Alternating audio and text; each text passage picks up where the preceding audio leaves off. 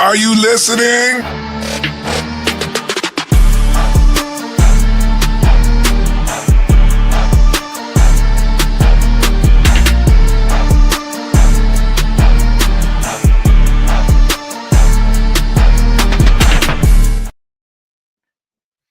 What's up, everybody? Welcome into the Running Wrestling Podcast. I am your host, Big Mike, and I am joined, as always, by my brother, Sp3d. What's going on, Sp3d? All right, listen, folks. Help me out real quick. We got Loopy Fruits. This is next. All right, glitch stuff. Loopy Fruits. Smurf Juice. Grenada. It's really called Grenades. And Skill Issue. Pick one for me. Thank you. I'm doing all right, though. How you doing?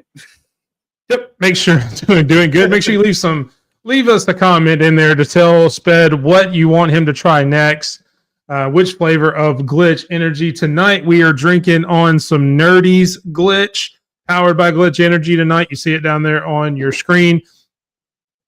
Take a little sip real quick. Oh, man, this one's good. This one tastes that Nerdy's flavor. Great flavor. That's awesome. That is good. That stuff is really good. Lady Alpha says Loopy Fruits. Loopy, that's two. What's going on, Nate? Welcome in. What's going on, Zach? Welcome in. Lady Alpha, I don't think it's that kind of loopy fruit, so I don't think it's the same thing. What up, Cass? How you doing? Nate, Doug, look, go get you a starter kit. Look in the bio, the description of this video. There's a link there. You can go to that link. It is our link, and then make sure you use the code RUNIN. RUN-IN to get 10% off of everything you get there. So yeah, definitely go grab you a starter kit. I've working on day 3 of mine. I've had I had the Maui Punch the first night, which was awesome. Today I had the Nerdies. Yesterday I had the Smurf Juice. All of them have been amazing so far. I have Loopy Fruits and Skill Issue left to try. So we will try another one tomorrow to see how we're going. But yeah, go use that code. Use the link in our description, code RUNIN, RUN-IN to get 10% off of your order and help us out. And it's awesome. I love Glitch so far, everything I've had. No, it's been great. Let's see. Say what up to a few other people. Cass, what's going on? How are you doing tonight, man? Appreciate you coming in. Brian Roberts, our Sooner fan and current Money in the Bank holder. What's going on, Brian? You doing all right tonight? Will he not cash in his Money in the Bank briefcase for Night of Champions for that WWE Championship? We will find out. One second. Nate, jump on GTA with me. I'll show you that skill. And what's up, Ariel? We appreciate you coming in. I love you, Nate. Ariel's been looking for us earlier. John was on our channel earlier with some Night of Champions predictions. Ariel's like, hey, wait, this isn't Sped Mike. What's going on there? I don't like it. So thank you. We appreciate you repping for us in all other shows, Ariel. Thank you so much. And all your comments you leave on our shorts, all of our videos. Thank you so much. What's going on, Zach? Appreciate you coming in, brother. Think that's everybody. Was Zach saying hello again? TC with weird aliens, it looks like. Nice. It's squids or krakens or what is that? What's your logo again? A giant squid, I believe. An octopus. I think it's mine. Kraken. Oh, you're talking about TC. Yeah, TC's. I think it's a giant kraken or something. Yeah, something like that. Release the kraken.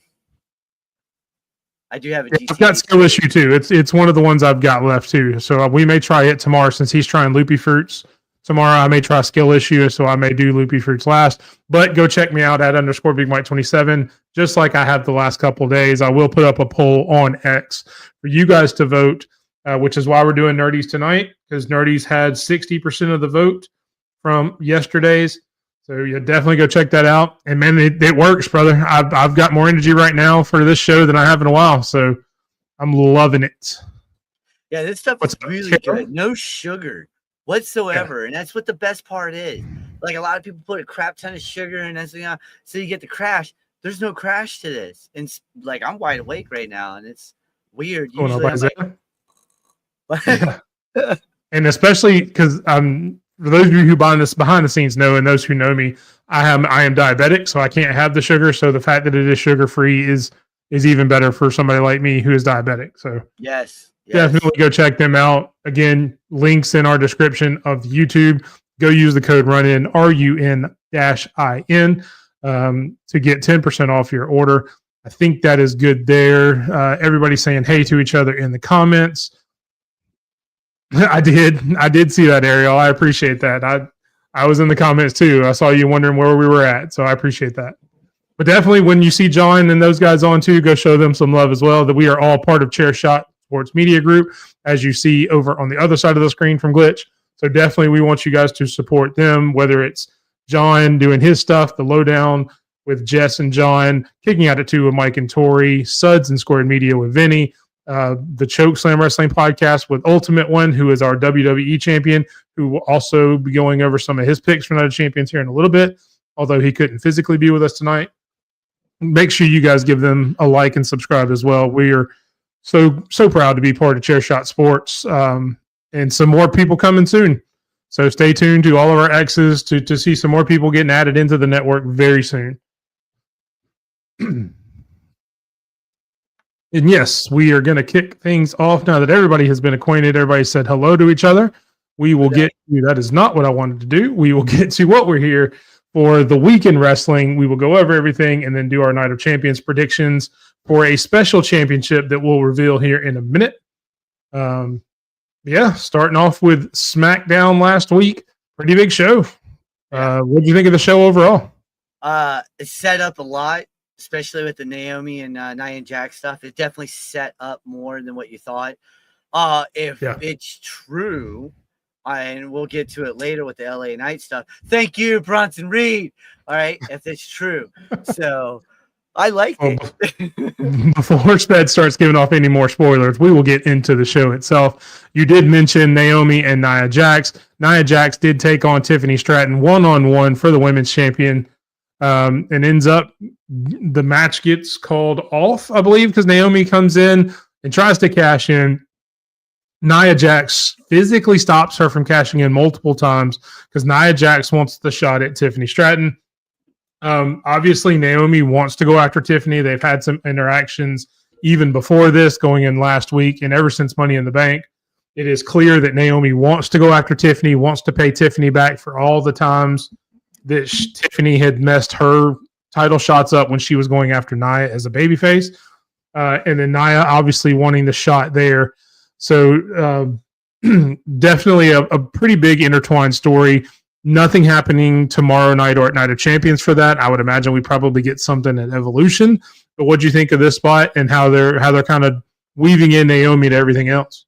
Naomi is slowly, not even slowly, I'm sorry. She is literally becoming one of the red hot, white hot, whatever you want to call it, figure in WWE right now. Everybody's been saying, if you watch TNA when she was Trinity over there, this is what she was over there. This is the style that she was and everything. She was more like Alicia Fox, but without the crazy, And I mean, Alicia Fox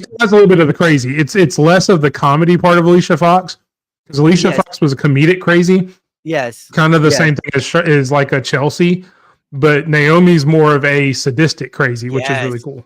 And that's why I just left this pick here, because look at her face right there. Look at that.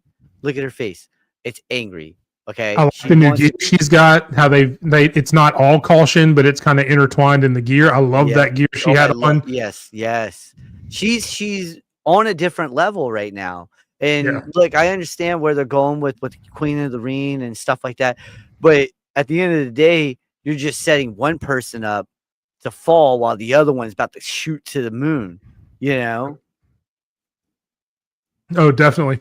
But I do love how they're keeping Nia involved as well. Obviously, she lost the title from Tiffany Stratton in a cash-in, oddly enough, from Money in the Bank. So she deserves to kind of stay around that title picture because she was never really knocked off there. So definitely glad that she's staying in that same realm. And she's definitely on a different level right now. The best work she's done in her WWE career, I would actually put this above the TNA version as well, just because it's got more layers to it. Yes. So I would say this is probably the best work she's done of her entire career. 100%. Yes. She's been doing what she's doing now is crazy good, and I'm 100% backing her. Heck yeah.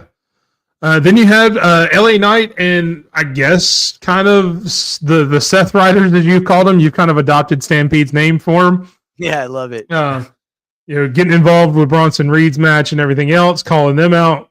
And then, as you mentioned, Bronson Reed doing Bronson Reed things. Tsunami after tsunami, taking out LA Knight, who is apparently going to be out for a little while now. What are your thoughts on that?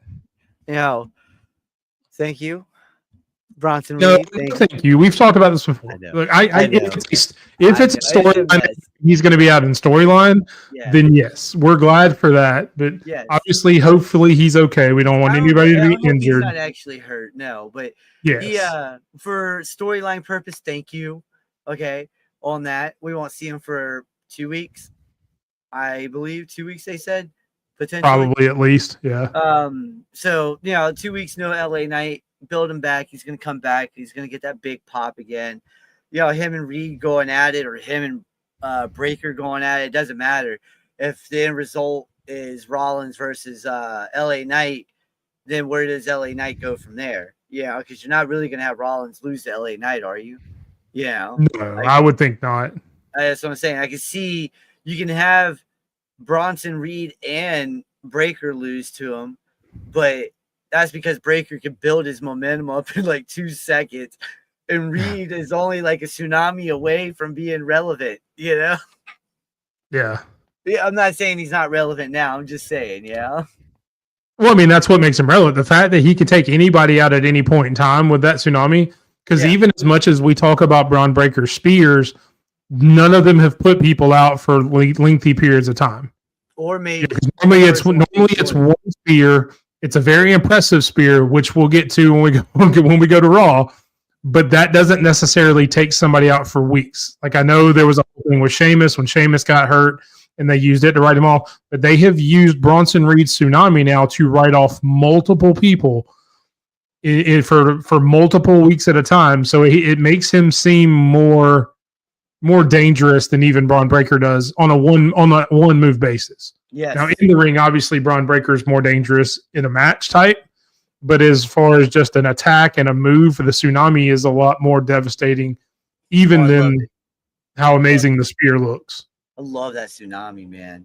Especially when Wade Barrett's calling it. Yeah. And that's an interesting story. Whether, Brian said, I think it would be a fun story to see Rollins cash on Cena. I mean, there's definitely a chance there. Seth Rollins is a wild card because, yes, he's supposed to be a heel right now, but he's always one of those that kind of teeters back and forth. So he could very easily cash in on either one of them. And who knows, maybe if Cena wins at SummerSlam, maybe that's where he cashes in and it turns Cena back into a babyface. There's a lot of stories you could write with that. Yeah. Definitely want Gunther to keep the title. So wouldn't want to see. Well, of course you do. You're Gunther's biggest fan. So what's up, Coda? Welcome in. We appreciate you coming in. Coda. Part of our Twitch fam there. You also have the finals of the King and Queen of the Ring set up.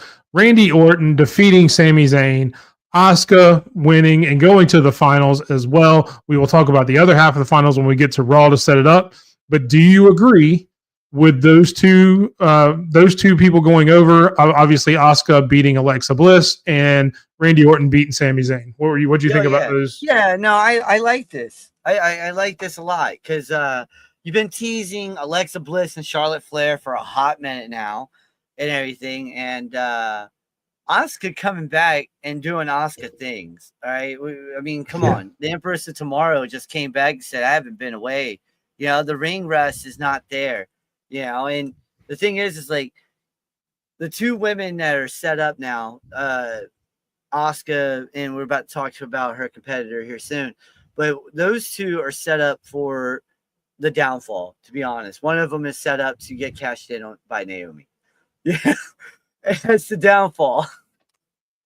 Yeah, if Asuka wins, which we'll get to our predictions obviously towards the end of the night. If Asuka wins the Queen of the Ring, I don't think she has to worry about that because she's going to be going after. Although seeing Asuka and Io Sky going at it, that would be an amazing match. God, how awesome that would be? Yeah, no, I wouldn't be mad at that at all at SummerSlam. That right there was steal night 1 or 2. Easy. Oh, that could steal the whole weekend. That's what I mean. Yeah, very easily. Very easily. Oh man. Yeah, I like where they're going with Charlotte and Alexa too. I actually don't know if they're going to end up trying to make them a tag team or not. They could do that either way. I think they probably go after each other first in a match, but don't be surprised if they have that reluctant tag team get put together there. So that could very, very well happen. Actually, I like we're about to go to Raw here soon, but yeah, I like. I've seen you ask this question a couple times now on a couple different shows. My thoughts on an upcoming draft is it can't get here soon enough. I think both brands could use a refresh, especially in the tag team division. Yes. More specifically, I think the tag team division is very lopsided towards SmackDown right now. I think the main event scene and everything like that is fairly evenly matched. Obviously, we know the bigger stars are on SmackDown right now with Cena, Cody, and all that, and Randy. But I don't mind the main event scene over on Raw. I think the tag team division is where it would benefit the most to kind of break up some of that tag team power over on SmackDown and get it over on Raw. But what are your thoughts about a draft coming up, Sped? That's kind of what I think about it. Swap out some mid-card people from SmackDown to Raw, Raw to SmackDown, whatever, I mean, you got guys like Otis who can easily be a mid-carder when he comes back. He can go after the United States title, or you should send America Made over to SmackDown, bring over Los Garza or Legado del Fantasma, and that would be a great intercontinental champion, world tag team champions. It would be great for the product, for what they do. Well, that's going to be a good way to get Penta and Phoenix together too. Yes, so they can join forces now. Yep. Exactly. At least one or two of those tag teams need to go to Raw. Oh yeah, easy. Raw needs help in their tag division. Shoot, Pretty Deadly just needs to get some airtime. Yeah, exactly. Well, they're hurt right now, so they can't. What? So, Justin Timberlake. Yeah. Yeah, Carol, I'm interested to see where it goes too. It can go a lot of different ways. But I do think we're headed towards a singles match, probably at Evolution to start with, since you have Evolution coming up in 2 weeks. So I could definitely see them doing that there. What's going on, Randy? I appreciate you coming in. Hope you guys are doing well. Say hey to the girls for us. I know they're getting big into women's wrestling, especially. They're very excited for Evolution coming up, as we've talked about in the past. You've mentioned that a few times. So yeah, I'm really cool. Really excited to hear what they think of Evolution coming up in a couple weeks. Real quick, what do you think about the draft for the Hawks last night, drafting that kid from Georgia? Because honestly, I'm tired of it. I could tell you Cooper Flagg went first. That's about all I can tell you about the draft. Oh no, I was asking him because he's you're asking Randy since he's a Georgia guy. Yeah. Okay. Like, come on, let me know if he's all right. If he's all right, then I'll be all right with it. But I'm not happy with this. And that is right. That is right, Carol. Another day of the commitment. Alabama just got a commitment from a 5-star running back today. So I'm glad you're paying attention to Alabama recruiting. Roll Tide. Nice. High Tide. I know that's not what you meant, but there you go. High Tide. Okay. Ariel wants Brian to tell which tag team, and there's his explanation for that. He'd say Motor City Machine Guns. Obviously, you send Phoenix over and have him join up with Penta. That would be a good antithesis too, especially considering how much Penta's been around the Seth Riders. Yeah. Having Phoenix go over there and kind of team up and help him. I don't know that I would want to see them go over Braun and Bronson, but I mean, it's no shade to have the Lucha Bros go over them. Yeah. High Tide, so, no yeet. Let's see. The girls don't like Charlotte. They enjoyed what happened with Alexa. Kind of the two favorites. There you go. I'm glad to make sure they tune into King and Queen of the Ring. If nothing else for that, that'd be awesome. Yes, Carol, I knew you were talking about Georgia. I knew you were, but I had to bring up ours since you brought it up. High Tide.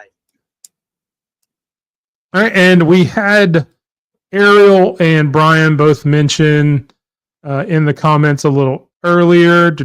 Let me see if I can pull it out. Talking about the John Cena pipe bomb.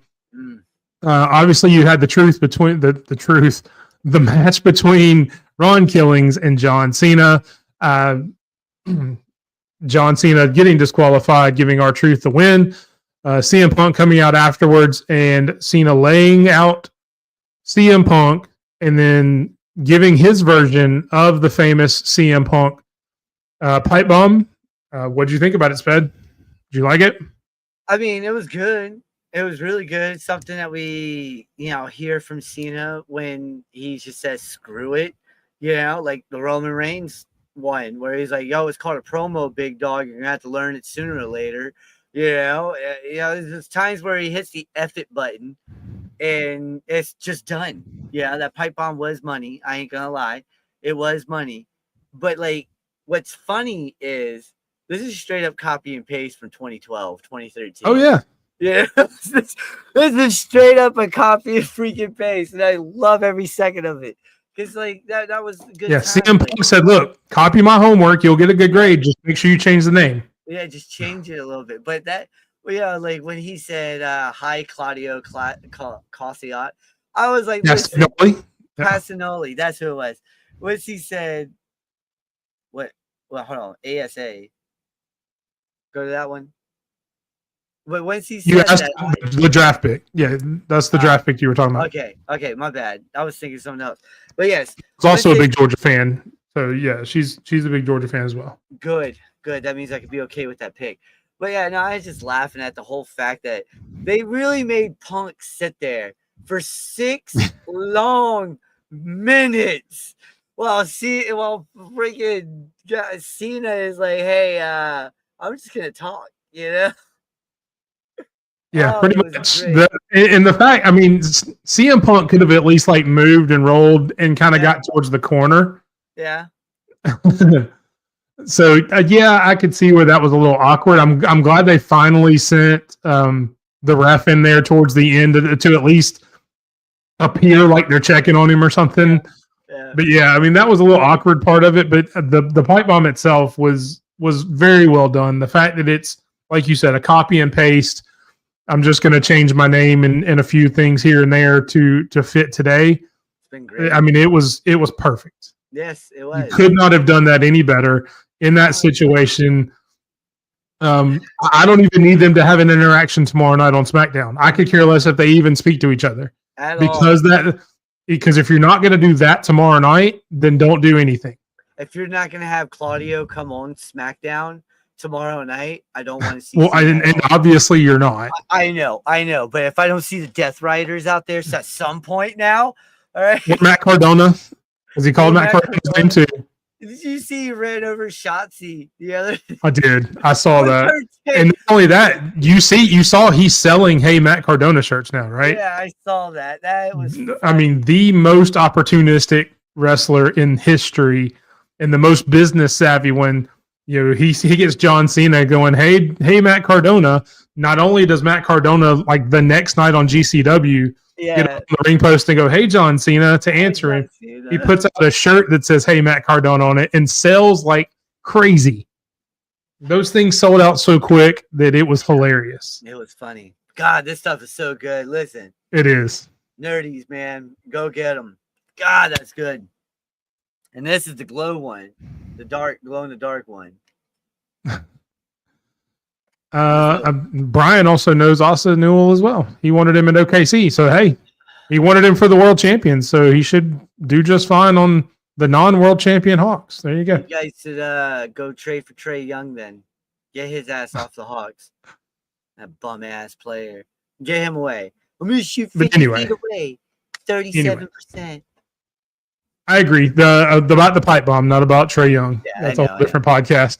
That is a whole different podcast. we could go on an hour on how much you hate Trae Young. Oh man, we can go a whole hour how bad that guy is. And I would put up stats too. I enjoyed the pipe bomb. It sells it for me. It sells it so much for me. It made me more excited for their match. Night of Champions. Yeah, this made me actually excited for Night of Champions on this one. No, I don't see either Jimmy or Jade going to NXT. Oh hell no, especially Jimmy. I don't know if they would send anybody to NXT. It would probably be somebody like a Maxine, maybe like And I don't see anybody going to NXT on a full-time basis from the draft. They don't really do that a whole lot anymore because they don't put NXT in the drafts anymore. But I could definitely see a couple of NXT call-ups happen. Yeah, they did. They had Blair Davenport come up, and then they cut her ass like 3 months later. But they don't draft people from Raw or SmackDown to NXT anymore. Yeah. That's what they I'm saying. used to. That was crazy. Baron Corbin's going back to NXT. He's like, what? They may do it quietly after the draft, but they don't do it like in a draft capacity. So that is everything from SmackDown. We move on to Monday Night Raw. Again, good show. I enjoyed it. Oh, yeah. We will start off with how the show began. Seth Rollins coming out with his new group and apparently his new Oracle. He's no longer the wise man. He's no longer the advocate. He's no longer just Paul Heyman. He is now the Oracle Paul Heyman. That was my question. What do you think about the new branding for Paul Heyman as the Oracle? Man, this dude knows how to brand himself, doesn't he?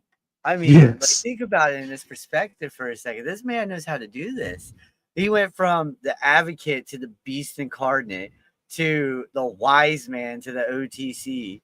And then now he's the Oracle. You know what? If he hands me a red or blue pill, I'm literally asking him which one's leaving the Matrix. All right? I'm straight up. Which one is it again? Okay? Because I'm listening. This man takes the only thing that hasn't turned to gold in his touch is the man who still has not been eliminated from the Royal Rumble, but he doesn't work for WWE anymore. It is Curtis Axel. Which means he'll never get eliminated. Ever. I mean, technically he has been, because the first match he had that he got put over the top rope and hit the floor would have been him getting eliminated. So he has technically been eliminated. So, and as we've learned in a Royal Rumble, you don't have to be a part of the Royal Rumble match to eliminate somebody. So anybody that would have thrown him over the top rope in any match eliminated him at that point. So, so obviously it was a great promo. Excited to see where the Seth Riders are going with this. Do you put any credence to the fact that they are looking to add a fourth member? Listen, I've been talking about this with some people. TC, I believe me and you talked about it as well. If it's Theory, that'd be perfect. You get Theory, you get Breaker, and you get Bronson Reed, all with Seth Rollins and the Oracle. That would be cool. They have that. Isaiah says I think they need two more. And if there's two more, I think he thinks they need to add people. I think he's saying I think he needs to add people. He was just trying to shorten his comment. Oh, okay. Yeah. Make sure, tell us in the comments, Isaiah, do you think they need two more people, or were you just shortening the two? So a real tag let us know in the comments. Would be nice, because that's what I was thinking he was talking about. Because a real tag team with those, so you don't have to have a makeshift tag team. You got. Yeah, but if you're going to put together a makeshift tag team, that's one you could put together. That's one that's going to dominate. Yeah, he meant one more. Yeah, I would love to see Theory. I would love to see Theory in this, to be honest. So I've heard some rumors, and I really like I like the theory, with not that theory, although I think it would be good about them bringing someone from NXT. Yeah, and I was really enticed to see Ethan Page be part of that group. Ooh, you can put him in the background. Yeah. And he's not going to take up too much space in the background that he's going to take away from Seth Rollins or the other people, but you're going to notice him.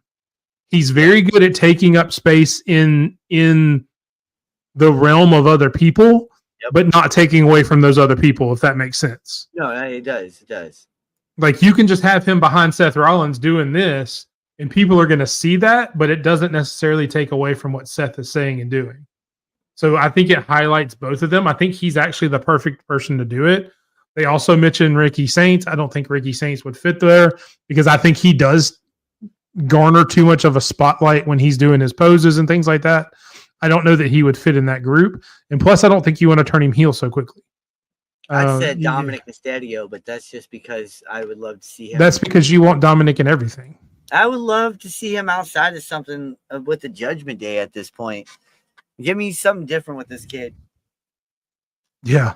Ethan would be a great understudy. He's freaking hot. Because he could be the next Seth Rollins. Yeah, he could. But that one would be... Yes. Rich Holloway, interesting. And I guess he would probably fit with Breaker and Braun and Bronson and all that. But then you just have Seth Rollins and three meaty guys. Ridge wouldn't necessarily add anything else to the group. You need something to round out the group because you already have two big enforcers. You need a different type of person in there as a fourth, I would think, which is why I think Ethan would be good. Let's see. That's what I've been saying all along, Sped. Dom doing something different. Yeah. Yeah, no, I'm with you. And I can see that. I wouldn't want him in this group. Yeah. Yes. Ethan very, very much has a Seth vibe. Oh, hold on. Time out. Hold on. Brian is not. Hold on. He got rid of Chase U. Did he though? Listen. Did he though? Shawn Michaels' brain did is he though? From all those years of doing bad things, and you know he doesn't remember what's going on. All right. I'm sorry, Sean. I'm not trying to throw your life out there like that. But if you're watching Shawn Michaels, please come on the pod and defend yourself. Yeah, do it. You're 100% welcome to come on the pod if you want to defend yourself from Sped. So I'm a huge fan of Ridge, and I'm not a fan of Chase U. All right, if you guys spell out your name like that. I'm a fan of Ridge, but I wouldn't want him in that group because he doesn't bring anything different to the group. No. He would be he's a downgrade from Bronson and Braun, and I don't know that he would add a lot to that. He is the now. If somebody wanted to recruit him to go against those guys, he would be a very big person to bring in to go against a Braun Breaker or to go against a Bronson Reed if you needed help. Yeah. So if you wanted to do something like that, if somebody else wanted to bring Ridge up, he could be an antithesis to Braun Breaker or anybody like that. But I think there are other people on NXT that are ready to come up right now, not named Ridge Holland.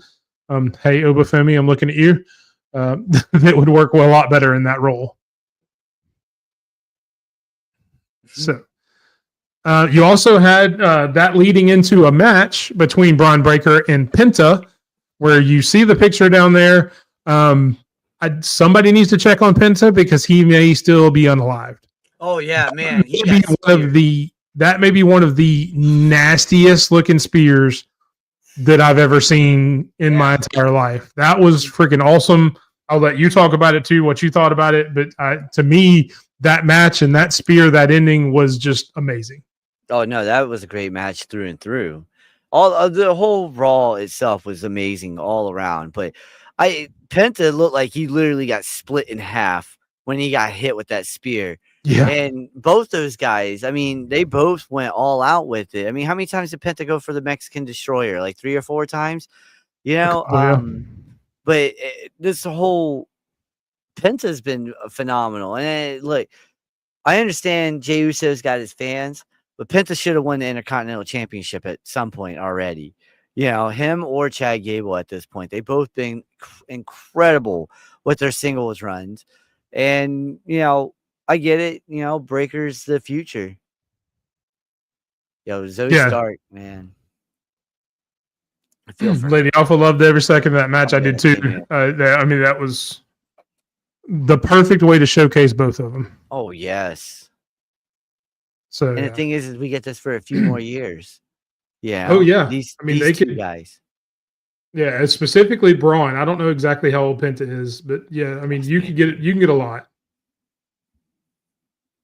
I love you, TC, but you gotta put some respect on the Olympian name, man. That dude's been out there. He could pick up Braun Strowman and do a chaos freaking suplex on this fool. And you know, people are, you know, go ahead, finish your thought. No, go ahead. Well, I was going to say shout out to Chad Gable that TC mentioned. We did learn on Monday that Chad Gable is injured, which is why they had that angle a little bit later on. Got a bum shoulder apparently. Probably going to have surgery on his shoulder, so he's going to be out for a little while. I know that's a huge loss for Monday Night Raw. And then it kind of piled on because we learned 3 nights later that apparently El Grande Americano also has a shoulder injury and is also going to have shoulder surgery and going to be out for a while. I mean, that is a huge loss for Monday Night Raw since we're talking about it. to lose two superstars in Chad Gable and Grande Americano, both to just freak shoulder injuries. So that really sucks for both of those guys and for Raw, because now you've got to find people to replace those two spots, which does bring up the question, with them both having shoulder injuries, is Grande Americano Liv Morgan? No. Liv Morgan is apparently also out with a shoulder injury as well. Yeah. So I'm not saying you haven't seen Grande Americano since Liv Morgan got hurt. Exactly. And apparently he's out with a shoulder injury just like Liv Morgan is. I don't want to perpetuate that rumor, but is Liv Morgan Grande Americano? I don't know, man. I still think it's Omos. And that's gonna be one big ass fucking surgery. Whoever has to do that shoulder, right? That's like a table by itself right there. All right. Yeah. no, but you're right. Yeah. I think Liv might be also believes that, because she says they only lost one wrestler, so she apparently thinks Grande Americano is also Liv Morgan. As does Herb Raj. Appreciate you coming in, Herb and Raj, from the Herb Raj podcast. Oh my God! He agrees as well, and I'll perpetuate away. I mean, that's what we do here. That's funny, God. So. I'm glad it's not just me that thinks that maybe that's Liv Morgan. So, hey man, I've been saying it was Omos since day one. So, but speaking of Liv Morgan, obviously she's out. We did have the angle with Raquel and Rhea, which got named as a match for Night of Champions after their altercation, with a little help from a different friend in Roxanne Perez coming out, causing the distraction for Raquel. Which allows her to put Rhea Ripley through a table, leading to the street fight they are going to have at Night of Champions. Yep. So does Raquel now replace Liv as the tag team champions, or does Roxanne replace with Raquel as the tag team champions, or is this just Judgment Day helping each other? No, they did it with Naomi and the Jade situation. I think they're going to do it here. But how fast did Raquel fold? She folded faster than my boy Dom. All right. She really did. She really did. As soon as Raquel got that upper hand, she looked over at her like, thank you. I love you. You my best friend.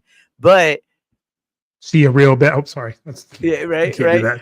But we're all talking about Raquel and Roxanne and Dom and the Judgment Day, but nobody's talking about Finn Balor and how he is setting things in motion, like the split, and he's making the group his, because think about it in this perspective.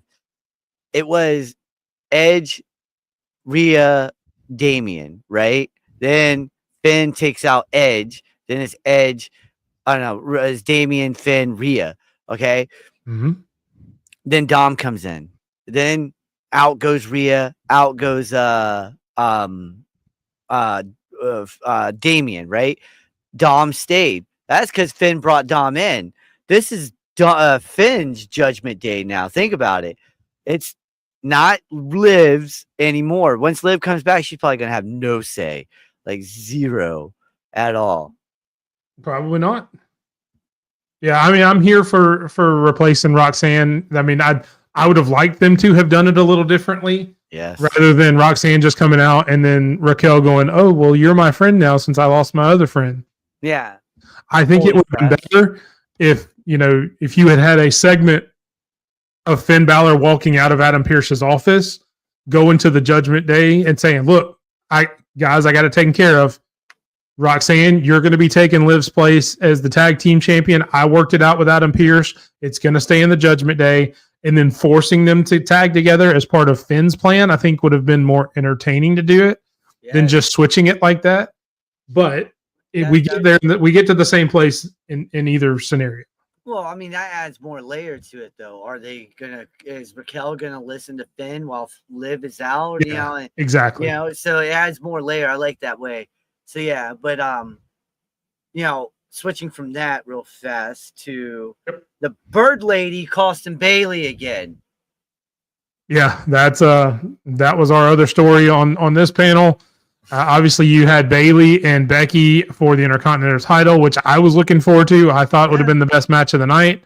Or the Then Lyra coming in saying she's not going to get involved, but she's just out there to support Bayley.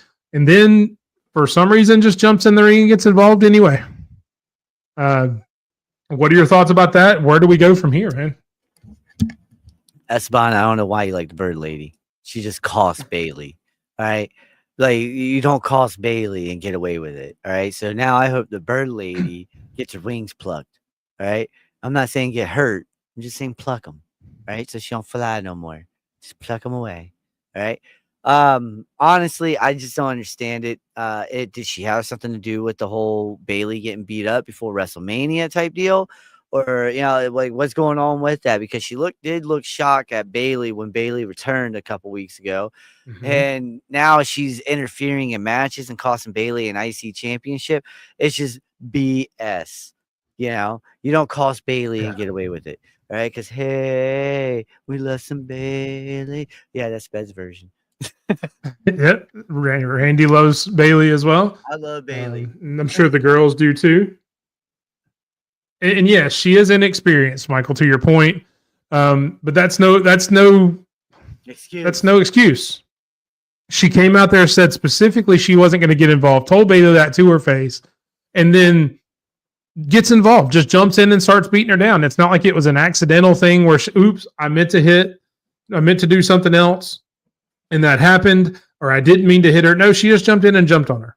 Yep. So, I mean, obviously, I believe it's going to be leading to a triple threat, probably at Evolution, which I'm okay with. I said from the beginning, 100% hope Lyra gets put in that feud because that elevates Lyra more than anything, being put in there with Becky and Bayley. I think that's going to be a great way to put her in that upper echelon of women's wrestlers for WWE because it doesn't get a whole lot better than Becky and Bayley.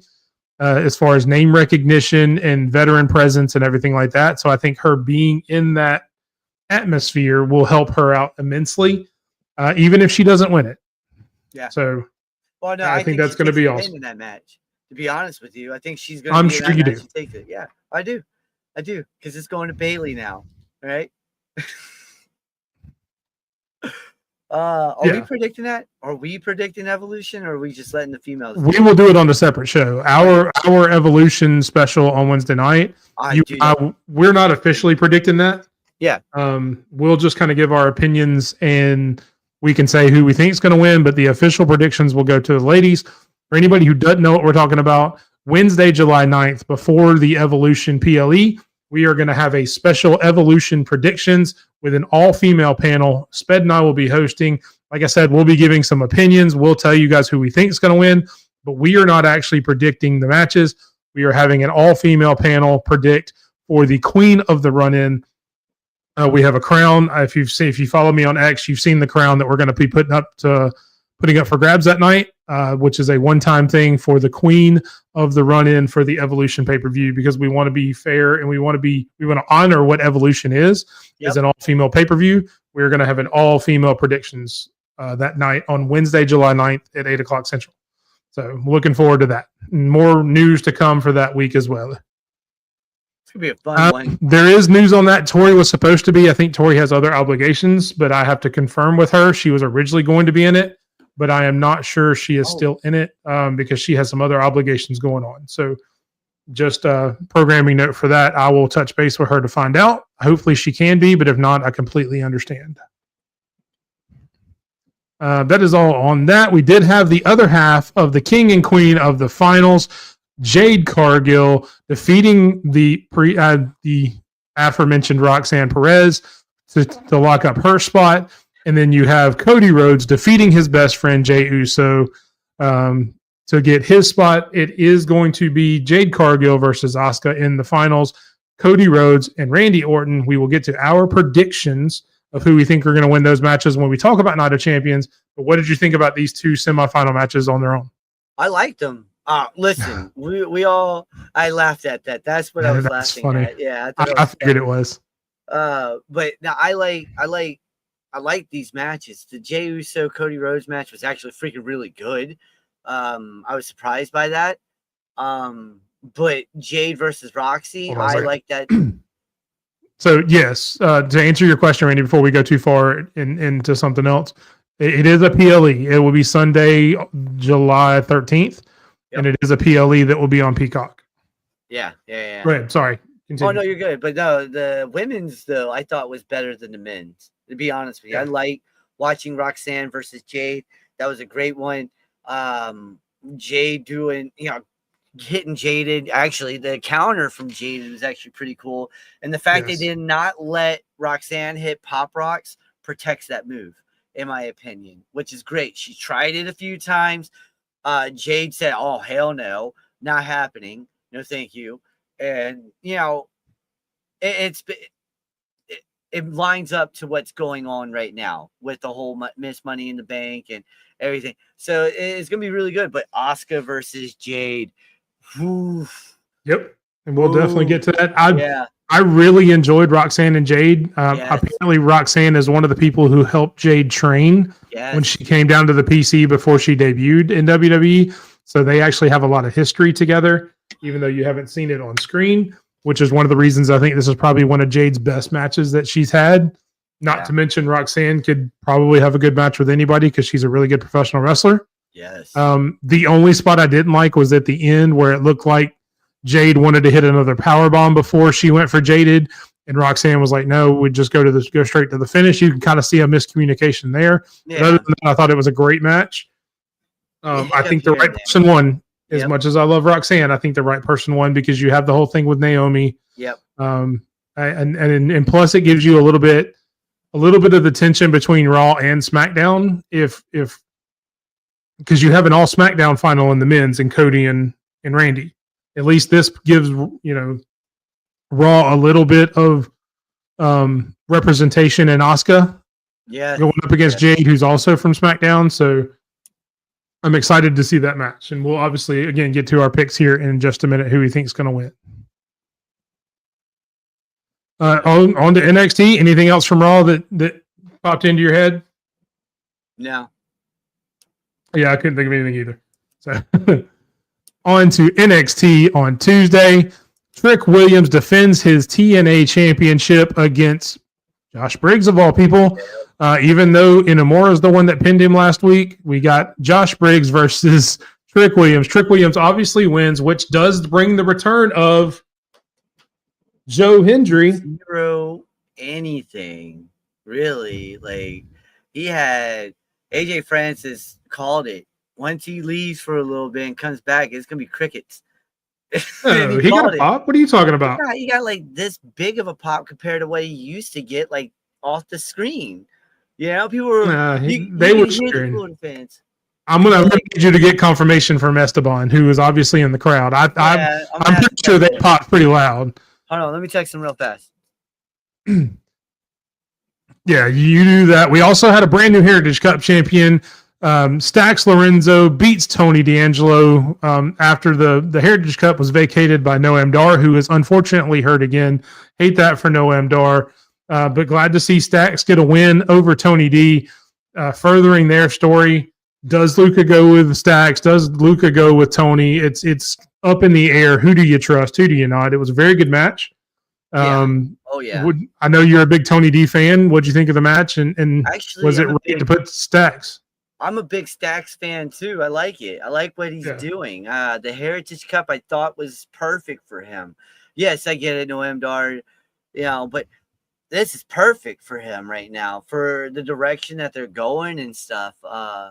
With this whole, I would almost have said that he would have won it regardless of whether Noam Dar had gotten hurt or not. Yeah, just because it furthers that story. Yes, yeah.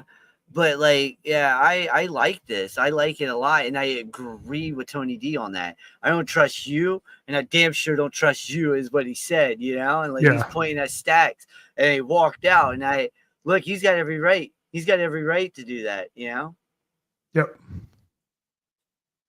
You also had Ricky Saints defending his title against Ashante the Adonis, picking up the win to retain the North American title. Ethan Page jumps him after the match, so we're obviously setting up another Ethan Page Ricky Starks match. Is that something you want to see at Great American Bash, or have you seen it enough already? I've seen it way too many times, 500 million times already. So who would you rather see him face? Oh, dude, I would love to see finally one-on-one in a PLE event, not fatal 4-way, not nothing like that, not triple threat, nothing. Javon Evans versus Ethan Page for one-on-one for that North American Championship would be electric. All right, would be straight up electric. I'm not a big fan of this Ricky Saint stuff. I'm not a fan of the pose. I'm not a fan of whatever he's doing. I'm not a fan of it. I'm sorry. I mean, it's just he needs big Cass. No, Big Bill. Sorry, Big Bill. Well, it would go back to Cass in WWE. Yeah, I know, but so still, right? Yeah. You also had Obafemi coming out and calling out an open challenge, what he called a Warriors challenge. Yes. That was answered at first by Inamura in a very impassioned promo, saying he came back to chase gold and to be with his best friend Josh Briggs. And then Obafemi is saying he's going to give him a title shot. But then all of a sudden, here comes Jasper Troy again, who attacks Javon Evans earlier in the night, also attacks Inamura, and faces up with the champion Obafemi again. So do we get Jasper Troy again, or do we see Inamura next go after Obafemi? Triple threat was put that way this time. I'm so tired of triple threats for that title. I am too, but this is the way to protect those two guys right there. You got to protect them. You got to. No, you don't. There's no disrespect in losing to Obafemi. You don't have to protect them. No, but this is WWE logic. This ain't AEW. All right. Now, granted, there was just a singles match with Miles Bourne. So apparently there was a singles match. I mean, they had Tavion so there was that as well. They had the not for the title, no. No, but a Tavion match for trying to get out no catch court. Yeah, but I'm talking about singles matches for the NXT title. I know, but I'm saying that they're thinking, okay, we got to protect him. We got because 90%, and I'm telling you, you're one of the few that will say no. All right, but I know there's people out there that are going to be like, well, you can't have Oba take the Finn, and you can't have the other guy take the pen. So you're going to have Iomori take the pen. If you're telling me that you don't think Jasper Troy can take another pin from Obafemi when it's his second match on TV, I didn't say it's only his second match. I understand it, but I didn't say that he can't take that pin. This is WWE logic. That would be my argument to that is this is Jasper Troy's second televised match. I get that. Third televised match because he had the one against Dante Chen where he debuted. That's right. So third televised match, losing to your champion is not a bad thing. No, but this is WWE logic, though, and how many? Yeah, but they've shown that they don't do that all the time. I mean, you've seen a lot of NXT call-ups that are the new hot thing that have lost to the champion. So they do that as well.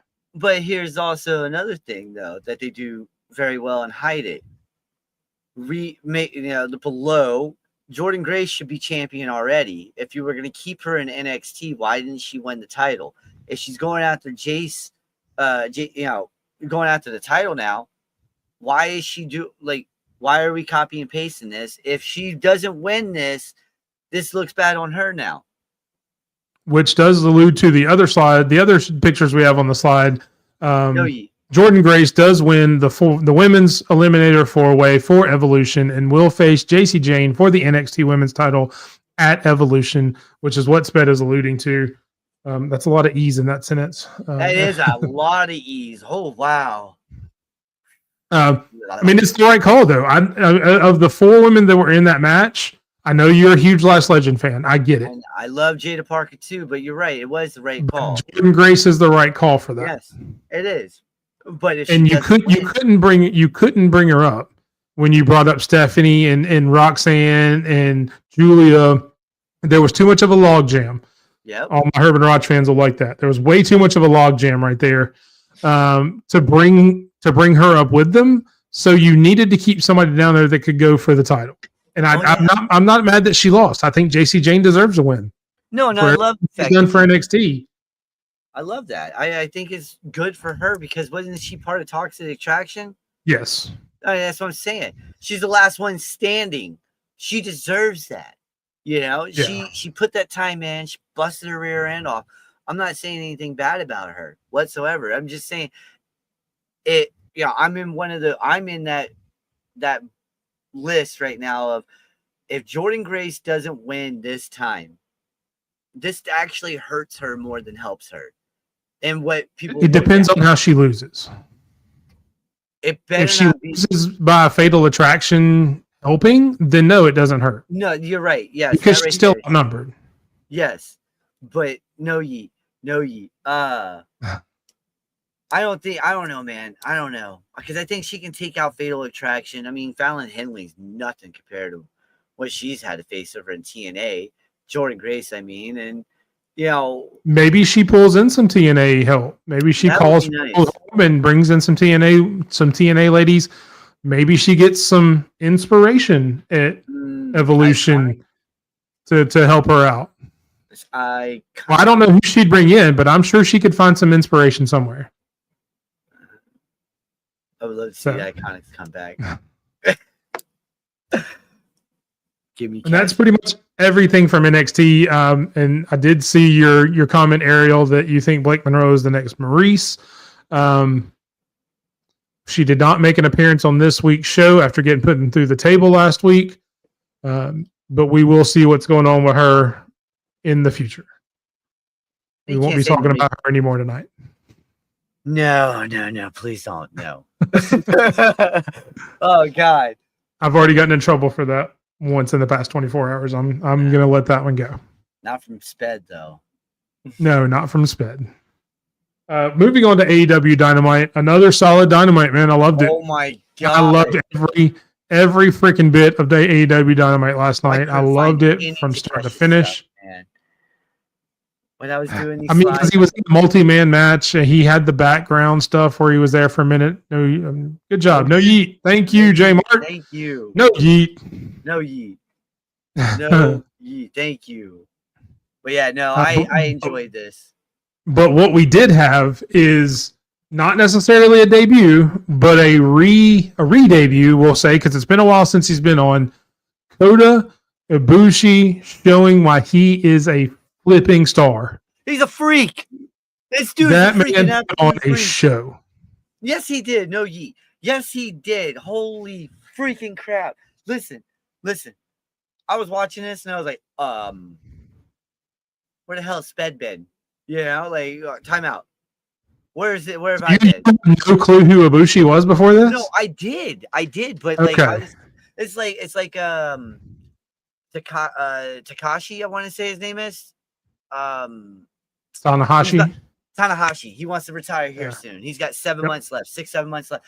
I was watching his matches when he was with the Dominion. I was like, man, this dude's old, but God, he can still go. Look at him. He's smooth. He's not as fast as he used to be, but Jesus Christmas, he is getting in it, you know, and then then, you know, you got Ibushi that comes out of left freaking field and says, hold my damn beer. Okay. Hold my sucker. Hold my sucker. All right. Right. Quick. And he was like, listen, Takesha, you know, I'm going to make Sped knock on my door here in a minute. All right. Like, Jesus, what's up, Takesha? I wouldn't put him up there with Takesha just yet. No. But that he makes perfect sense where he's at in the storyline. Yes. Because he has been tag teams with Kenny Omega. They were the Golden Lovers back in Japan. That's Kota Ibushi, again, one of the best professional wrestlers on the planet. They were the Golden Lovers. You just let it happen. It's okay. It just, when I do stuff, he meant hold my sake. I'm not sure. No. I was thinking of True Blood. I was thinking of True Blood when I was saying that. Sucker. I was just going to let it go. Thank you, J Mark, for bringing it up. I was just going to let it happen. I wasn't going to correct him. Because it's I was just making a reference to True Blood with that one. I knew what I was going to say. But I was making a reference to True Blood on that one. You know, where that stupid vampire's like, sucker. Come here, sucker. Come here. Yeah. But legit, if you don't think Okada and Ibushi next week on AEW 300 is going to slap, I can't help you.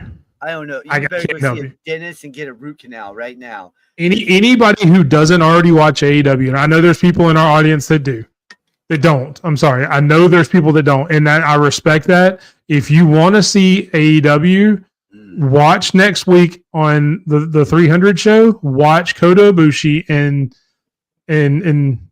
Kazuchika Okada go at it. That is going to be an amazing wrestling match. Oh no, this is gonna be a great wrestling match. It goes back to Golden Lovers. Look, and make sure you do it on YouTube. Don't just Google Golden Lovers because you make a whole different thing. Don't Google that. Go to YouTube and search it and put tag team on there. You'll get it's Kenny Omega, Kota Ibushi over in Japan. That's what their tag team was named. But don't just Google it because you're going to get a whole different video set that you may not want. I'm just saying. You don't want that one. No, you don't want that one. It's just, yeah. Where did I say this one brought to you by? 1 minute. Yeah, I haven't got a chance to watch Collision yet. I'm going to go back and watch it after the show because it happened during the show here tonight. So they aired it tonight for whatever reason. I guess something's going on Saturday, so they couldn't do it. Or they just didn't want to go against Night of Champions, probably. One of the two. But yeah, no, definitely a great match. I'm excited to see that. You had Mark Briscoe winning the Fatal 4-Way to be the number one entrant into the Casino Gauntlet. Then cutting a very entertaining promo on MJF later on. Or no, before that match, he cut the promo, which led into that. That's right, yeah. I'm okay with Briscoe winning that and being number one. I don't think he's going to win the Gauntlet by any means. But I'm glad to see him get a win and actually get that out of that 4-way. As much as I hate the fact that Takeshita had to take a loss there, he's not the one that took the pin, so at least that's good. But yeah, him losing, but I'm okay with Briscoe being number one in the men's gauntlet match. I'm also perfectly fine with Chris Statler being number one in the women's gauntlet match because she won. That was really good. I don't know if anybody saw that match. That was a great match. Oh my God. Sorry, that was probably my favorite, and the glitch was making me burp. You're good. That was probably my favorite women's match of the week. I'll be honest with you. That Fatal 4-Way was freaking night. That Fatal 4-Way was just crazy good. But you're right. And I like where they're going with the Seth Riders, maybe bringing her in, possibly kind of having that, because it gives her something a little different. Yeah, I don't think she ends up joining them. I think she actually joins Willow at some point, and they kind of combine. They've had a lot of history, but I like where they're doing that. You know, you had her and John Moxley kind of bump into each other last week, and now you had them getting involved with her getting the win tonight or last night. So I think that would be really cool. That's gonna be a mad test for Okada here soon against Ibushi. God, yeah, that's gonna be awesome. Oh, that's going to be a match. Mercedes and Mina. That should also be very good next week at AEW 300. Look, when AEW does these special shows, man, they don't normally miss. No. God. They're very good shows. Whether it's a pay-per-view, whether it's just a special, 9 times out of 10, they don't ever miss on pay-per-views. Let's put that out there. Every now and then they'll have a dud special show, but not very often. Yeah, it's very, very rare. So I did mention the MJF promo from earlier that Mark Briscoe interrupted and came out. You did have him coming out talking about how he has pinned the luchadors, taken the masks, and he wants to be in the gauntlet as well. He's entering the Fatal 4-Way next week to be in the gauntlet match at All In as well. That's when you get the Mark Briscoe promo that I mentioned. Just go look it up. Look up Mark Briscoe and Pickles. And it's one of the most entertaining things you'll see. It is. It really is. It continued on in Twitter where MJF's girlfriend got involved. Yeah. Or fiance got involved, and it's been very entertaining. It's amazing. But it does set him up to go into the gauntlet because he still wants his title back. Speaking of the title, you did have Hangman Adam Page beating Mr. Mercedes Moné in the Beast Mortos in the main event, and then getting jumped. Banger. It was. Banger. It was a really good match. Banger of a match, man. First off, how funny was the MVP going off on the fans? You know, throughout those promos. That was great. But no, this All In's gonna be hard to predict, man. This one's gonna be a little hard. Look, and the only thing, and I want to say something before we go into this John Moxley stuff. Nick and Mac Jackson, Nicholas and Matthew Jackson, hear ye, love that shit. Okay, that made me chuckle the whole time. And then you're getting Will Ospreay and Swerve challenging them. That's gonna be a crazy tag team. That's one of those other tag teams that are gonna. It looks like will mesh very well together, like Bronson Reed and Braun Breaker. But to this though, I'm enjoying this main event scene with John doing what he's doing. Being where's the AEW championship? Is it in the briefcase? Yes, it's in the briefcase. He put that in there like the night after he won it. They locked it up, and it hasn't been seen since. That's what I'm saying. It's probably like rusted up by now. Well, the thing is, nobody in AEW deserves to see the championship. Yeah, you're right. That's what keeps it under. Nobody even deserves to look at it. That's his whole point. Yeah, well, he's right. Right now, he is right. But Isaiah, you're on to something on that one. And I was thinking about that, but in a different way. Bringing him back with the Don Callis family. So he actually gets. And the Don Callis family doesn't need anybody else. They're bloated now. They are bloated, but Don Callis knows how to unbloat. I mean, they're like NWO bloated now. They don't need to add anybody else. Takesha needs to go. So Jack Perry can come in. Man. Before the MJF promo, too, we also teased the Hurt Syndicate versus Jet Speed, who opened up, who had a tag team match against AR Fox and Ricochet. Again, a great tag team. I wouldn't mind seeing more of AR Fox and Ricochet together. They fit really well. Them against Jet Speed. I mean, obviously, that match went 90-0. If you blinked, you missed a whole lot. You really did. But it does lead up to Carol's question is, do you think that's who we get it all in? Or do you think the Hurt Syndicate goes after FTR? Or who do you think the next actual opponents for the Hurt Syndicate are going to be? Man, that one's tough. That's tough. Because, like, besides Nicholas. I mean, they're setting up to be Jet Speed right now because they're the ones that are attacking each other. It is setting up to be that. But, like, it's tough because I would love to see FTR. This is a big pay-per-view, so you're going to want to see something. I wouldn't mind having a multi-team match. A fatal four-way for the tag titles would be nice. Then who's your fourth team? So you have FTR, Jet Speed, the Syndicate, and who? If you do a fatal four, who's your fourth? You do Fox and Ricochet. Yeah, but they just took a loss to Jet Speed.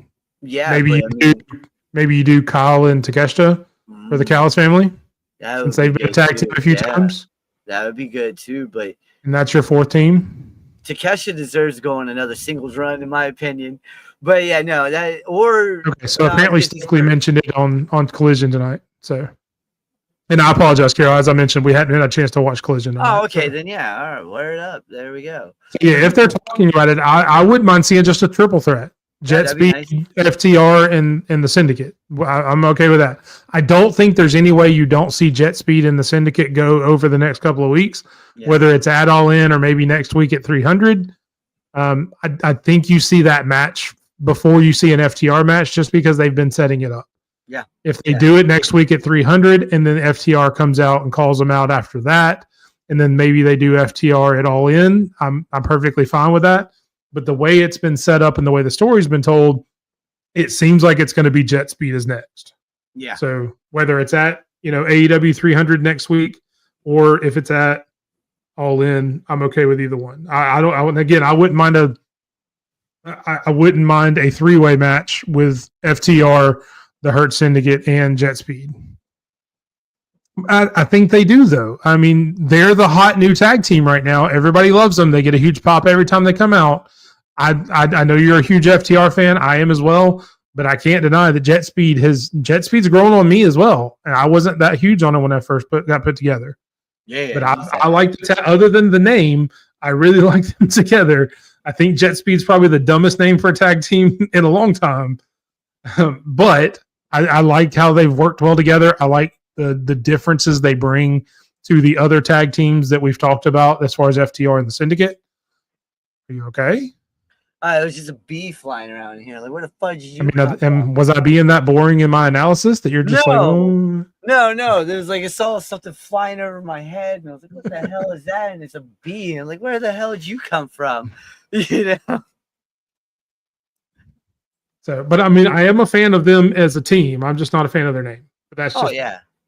Yeah, no, their names It's dumb.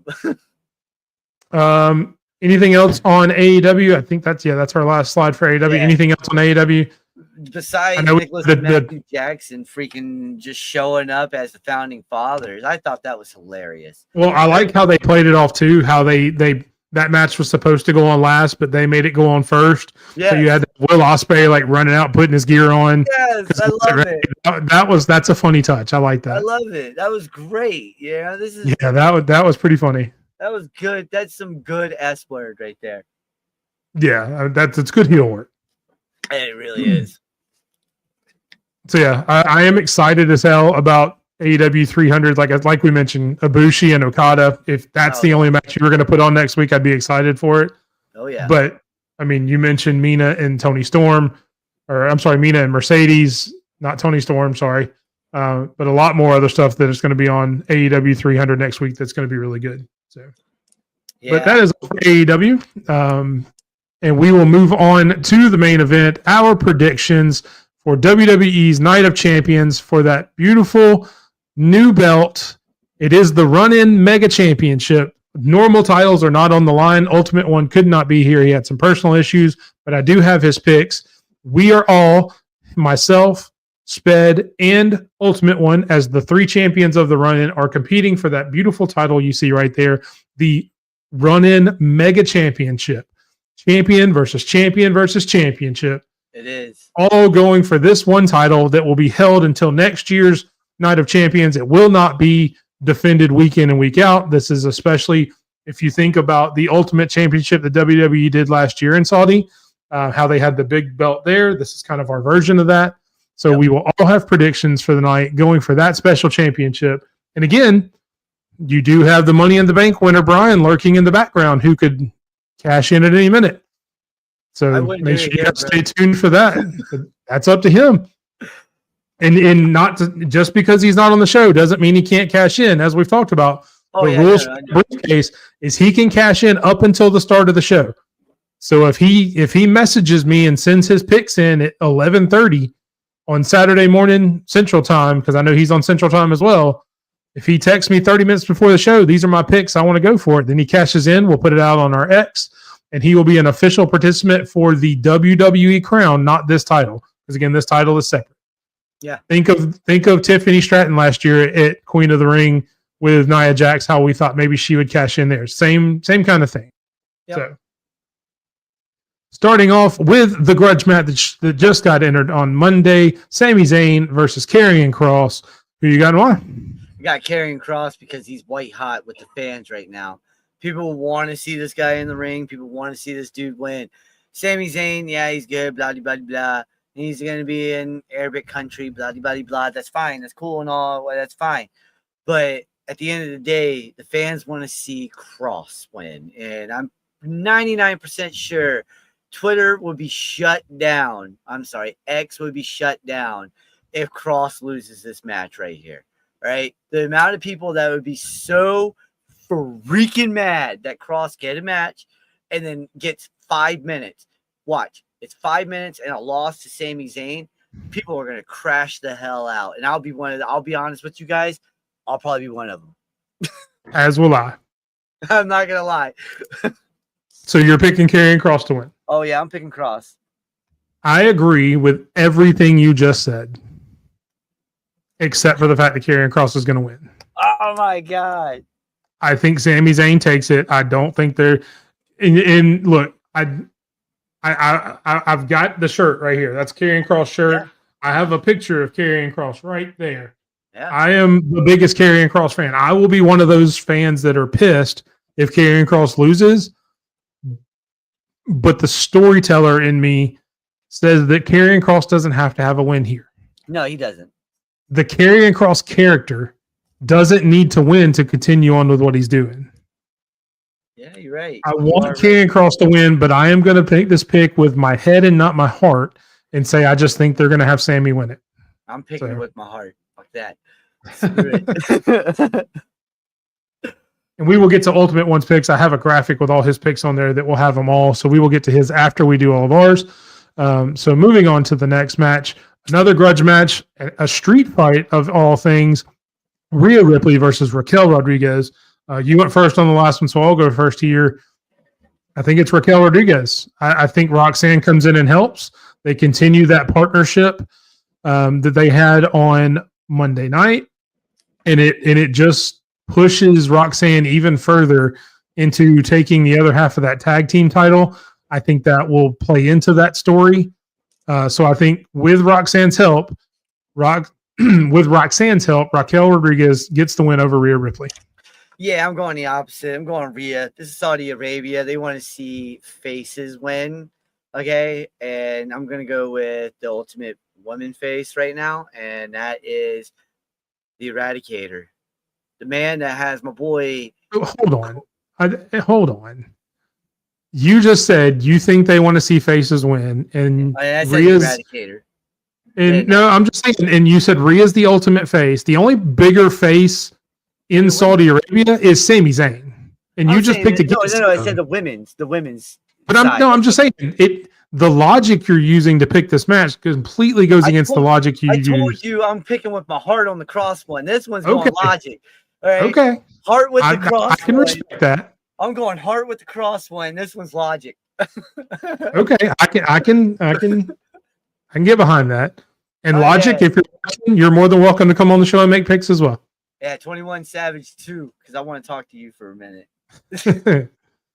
There, half of our audience has no clue who either one of those people are. Like, so, let me talk to Jid as well. Let me get Jid. How do you talk to a logic?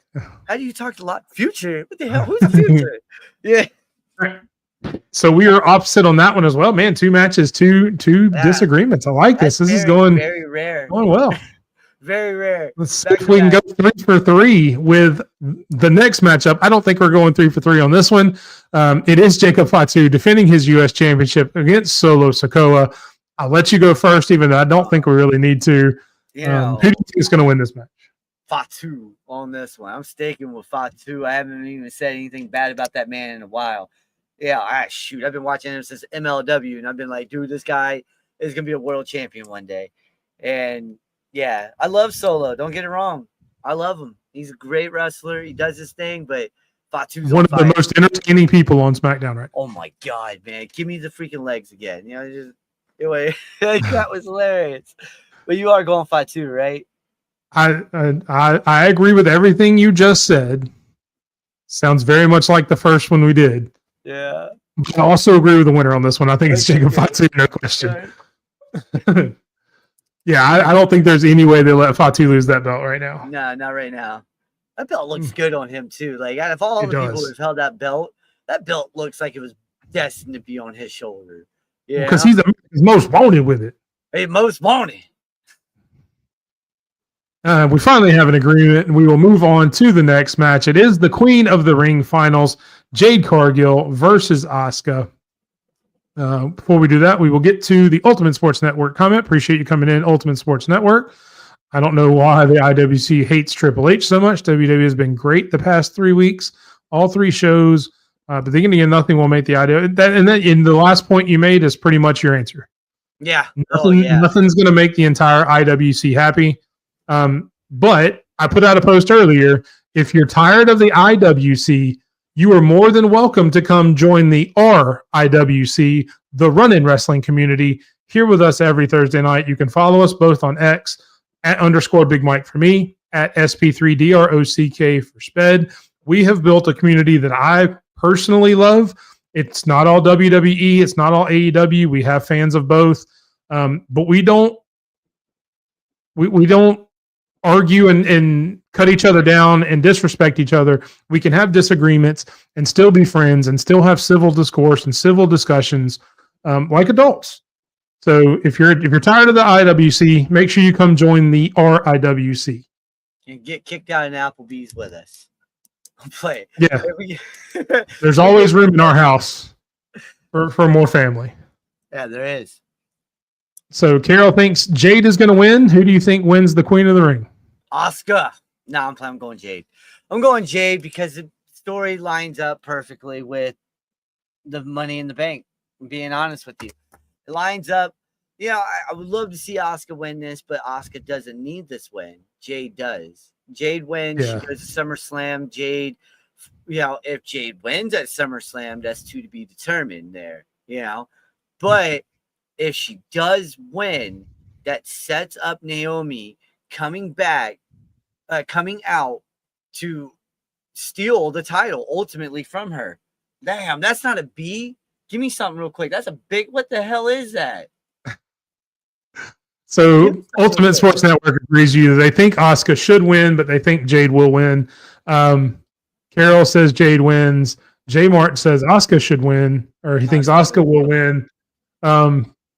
And for every reason you just said, I think it's going to be Jade.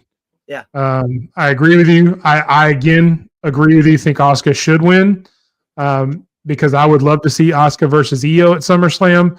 But I think the story is Jade Cargill versus Tiffany Stratton at SummerSlam, and then we get the conclusion of Naomi's Money in the Bank. Whoever wins there, she tries to cash in, and it continues that story. So I think we get Jade to set up a match with Tiffany Stratton at SummerSlam, and then that's where Naomi comes in and tries to cash in with her Money in the Bank.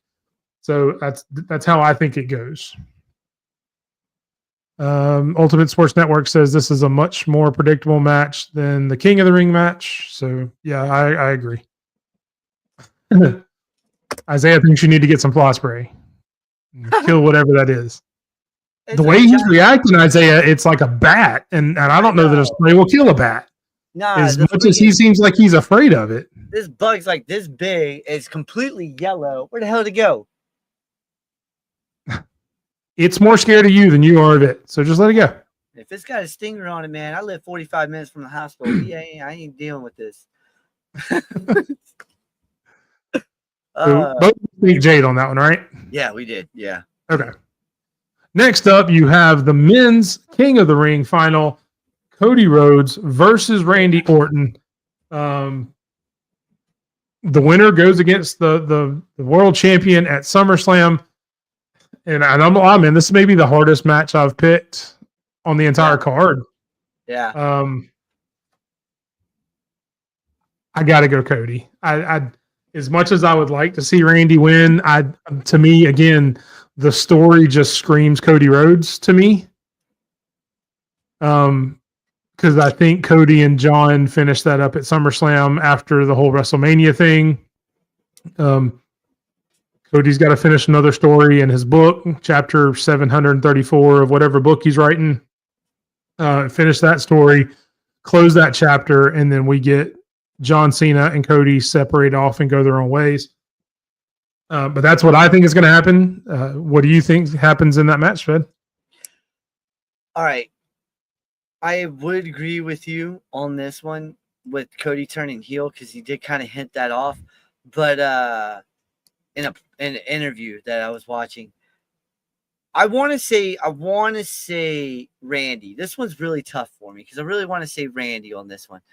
But something tells me that it is going to be Randy, and then the story finishes in Boston. All right, with Cody Rhodes versus Cena.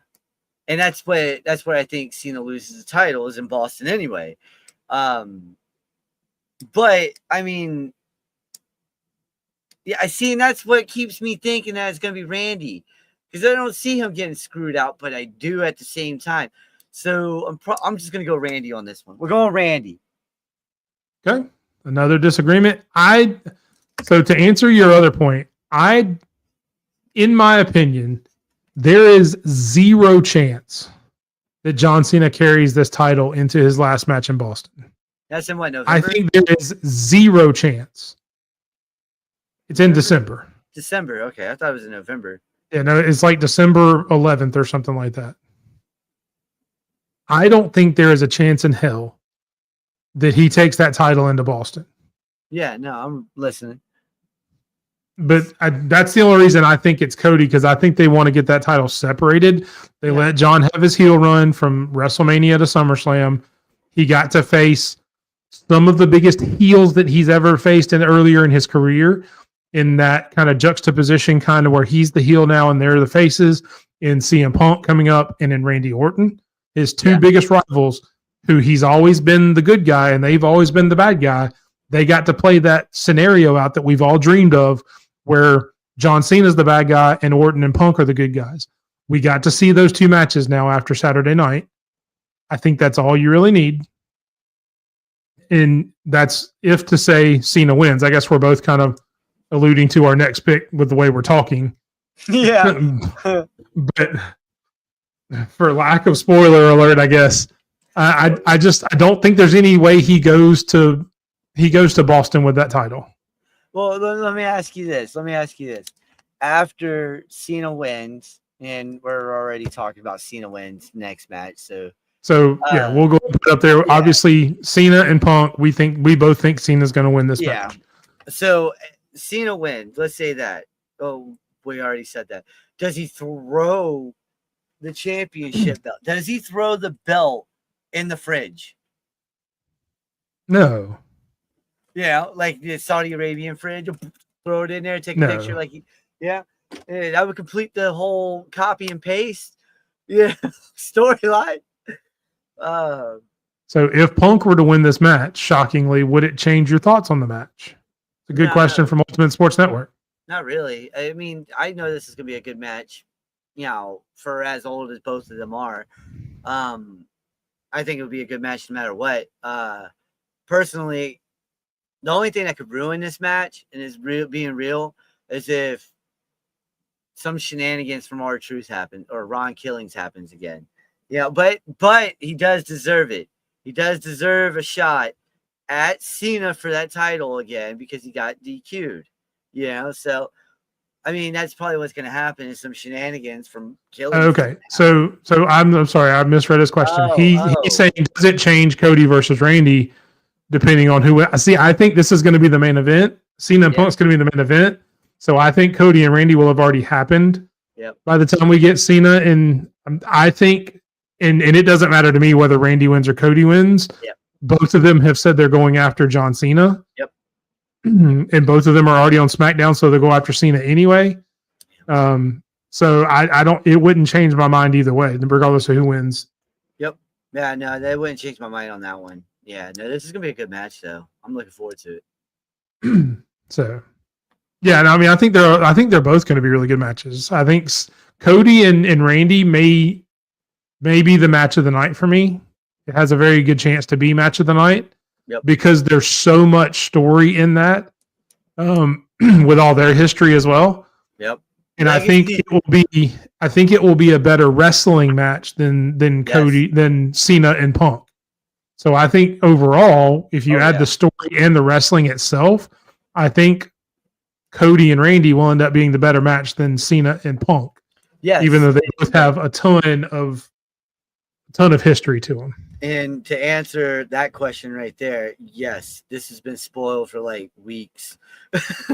I mean, I don't know if you can call it a spoiler because they haven't officially said anything, but kinda. I mean, I don't know of anybody that I haven't talked to a single person, and I talk to a lot of people that watch wrestling, not just people in this audience, people on X, people that have watched a lot of wrestling. I have not talked to a single person that said CM Punk was going to win this. Yeah. I haven't met a single wrestling fan that looks at this match and says, oh yeah, I think CM Punk's got a chance. Yeah. So I don't know if you can spoil something that is already going to be predetermined in our heads that's going to happen. So, I mean, you can call it that, but not really. I don't know if that makes sense or not. If the way I explained it, but I don't think that can happen. No, I get you. No, it does work. So yeah, and Carol again with the FTR reference, I love it. Huge at it. She's as much of an FTR fan as I am a Kevin Owens and Karrion Kross fan. So if they ever made a tag team, I'd lose my mind. So those are our picks. We do have someone else that we mentioned that is a part of these picks. It is our WWE champion himself, Ultimate One. These are his picks for Night of Champions. He has got Sami Zayn beating Karrion Kross, Jacob Fatu beating Solo Sikoa, Rhea Ripley beating Raquel Rodriguez, Jade Cargill beating Asuka, Randy Orton beating Cody Rhodes, and John Cena beating CM Punk. That would have been very awkward if he'd have come up and said CM Punk won that after all all the bluster I had just done saying that nobody has picked him. That'd have been very awkward. So I'm glad he went that way. That would have been hilarious. Well, obviously I made this graphic to put it up here. So I knew that didn't happen, but still, it would have been very awkward. And me and him only have one match. I would rather see Cross win, but I think Sammy does take it. Cross, in my book, doesn't really need this win. He's getting that TV time that he's been begging for, now, and it's a PLE, Yeah. So Dom going down with an injury, quote unquote, worked out in his favor. Probably, because that match probably would have been on here too, and that would have taken this match back to Monday Night Raw. Yeah. So that's a good point. Thank you, Atlanta. All right, moving on to our Twitter topic of the week.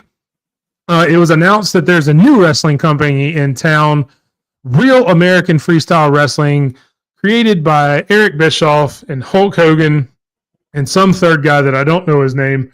And they've got a show coming out, and they've had tickets on sale, but it's not really going the way they had planned. Sped, what's going on with the show? So the show starts August 30th, right, of this year, and it's their first show. These guys had over 3,800 seats available and only sold around 9%, 9.8 to 10% of the basically tickets. 350 tickets. Yeah, they basically only sold like 380, actually. 380, I have that written down. 380 tickets, and there's still over about 90% of the ticket sales still left over. That's the crazy part. So my question to everybody is this over before it even started? I think it was over the second they named Hulk Hogan. Oh, God, yeah. As part of the brain trust that started it. Yep.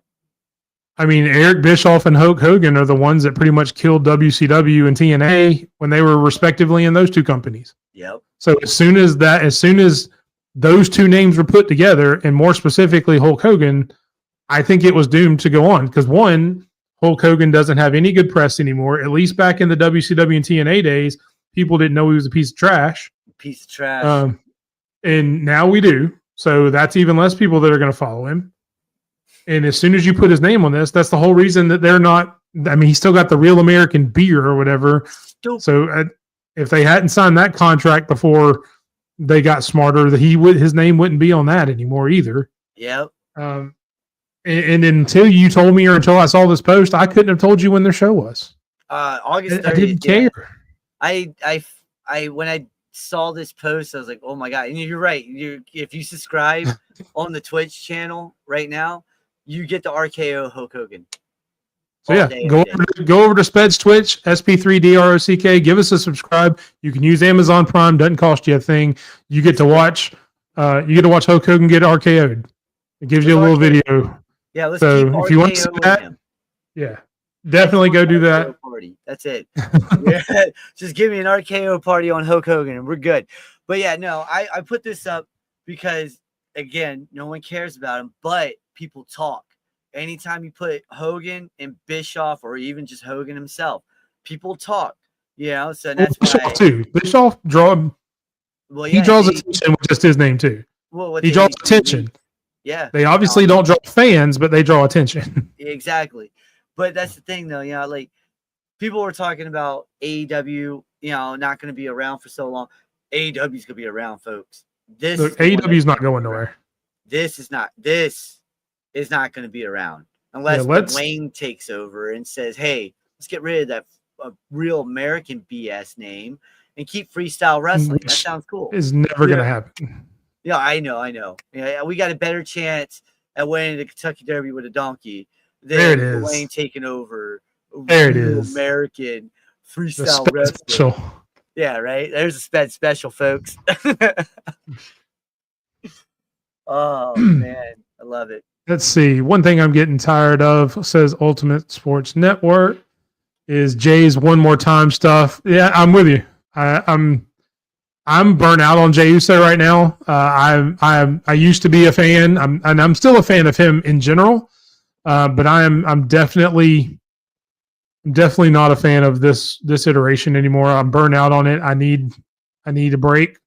That's like me with LA I'm Knight. excited for him to go back to a tag team with Jimmy, Oh man. and rekindle that. Yes. Yes, Carol. AEW is not going anywhere. Oh no, nowhere. Nor should they. No, please, dear Lord, baby Jesus. And Carol likes your Kentucky Derby with a donkey. The Sped Special.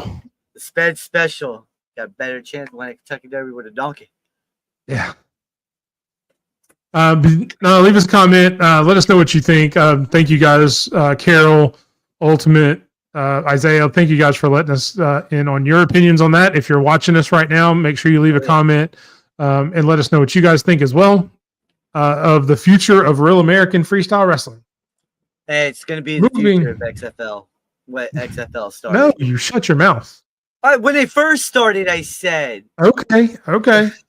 Because the UFL is not going anywhere either. Because that's what the XFL is now. Oh my God, UFL. Don't get me started on the UFL. That's my jam. I've been enjoying that, man. They brought football back to Birmingham. I'm good with that. I've been enjoying it. Next up, we have our TRI matchmaker again in honor of Pride Month. This is our final one because it's the final one of June. We have brought to you by Kicking Attitude. Thank you guys, Michael and Tori, for help with our very inclusive matchmaker for the Pride Month. We really appreciate you guys have given us a few of these. This week you have Jake Atlas versus Fred Rosser, also known as Darren Young in WWE, Chris Kanyon, and Anthony Bowens. Sped, you're up first. You put it together. Who do you think wins this match? I'm going Anthony. What's up, Rob? Going Anthony. On account of he's the one, man. I mean, I'm playing now. No, I like player. I like the scissors. Scissor me, daddy. Yeah, I bet that shit was dope. I'm playing. No, I am going him because I like his style better than everybody else's. Let's just be real. He is.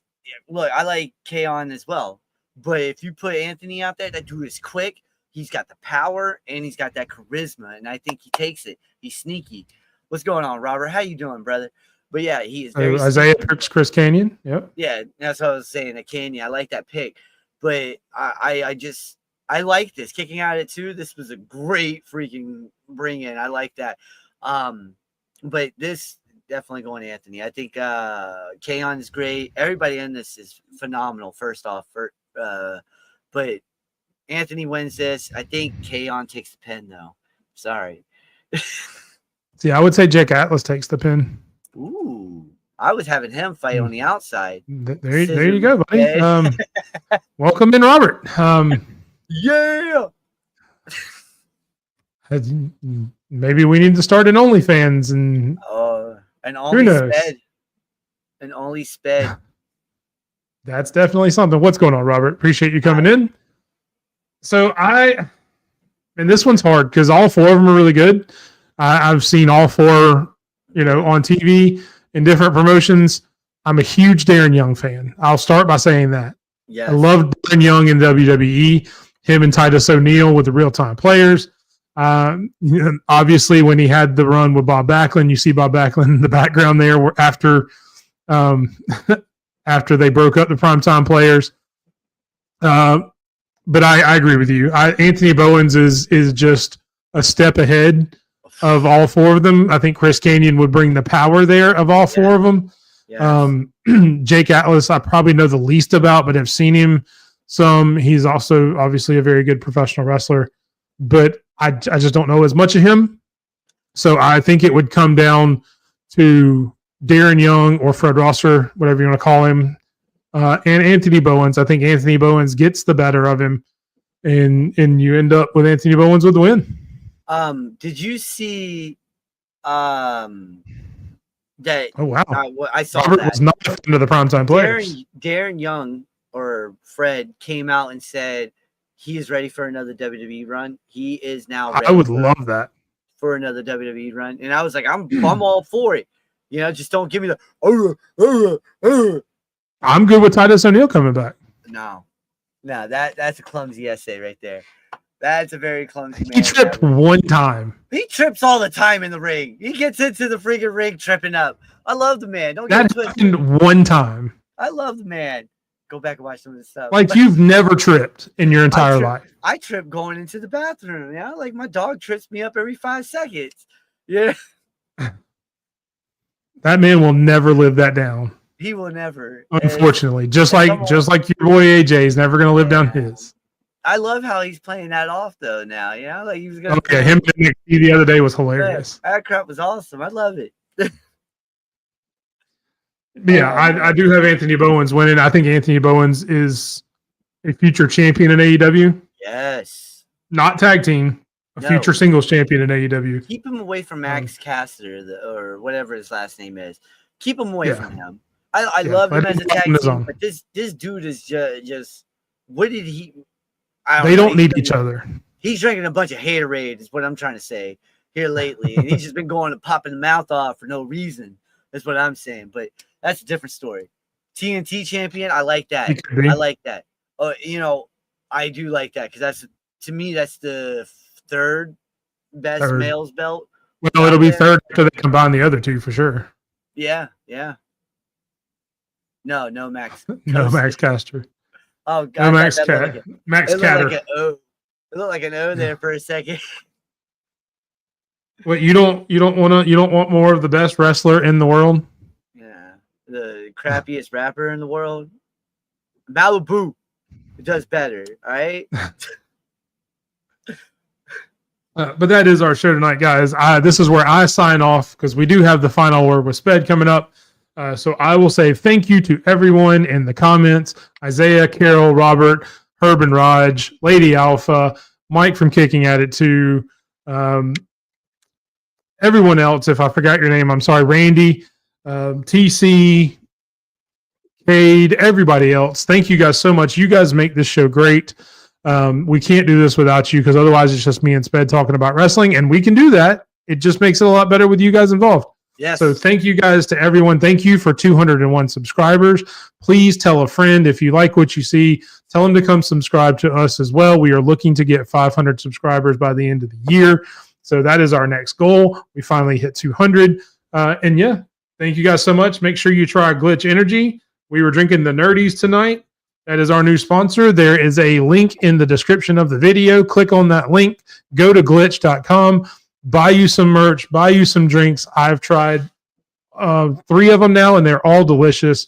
Use our code RUNIN. That's RUN-IN for 10% off of your order. We really appreciate it. It helps the show out. And with that, I will say goodnight, and we turn to the final word with Sped. Listen, first off, if you're a veteran or first responder, use those. All right. Get your tickets to football, NFL, MLB, NHL, NBA, Major League Soccer, whatever. If you like fine dining, there's fine dining on there. If you're into the LGBTQ, that one's messy. I've always fucked that one up. LGBTQ.